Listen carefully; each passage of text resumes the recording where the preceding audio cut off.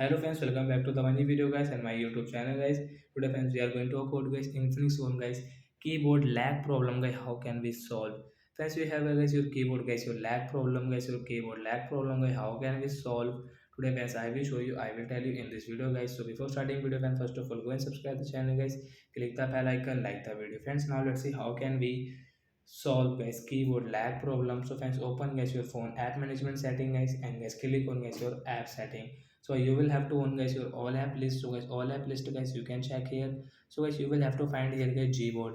So we will click on the gboard, and friends you can see guys your gboard guys storage setting. Guys you will have to tap on guys your clear storage guys, tap here to clear storage, then guys come back, and friends your keyboard lag problem will solve.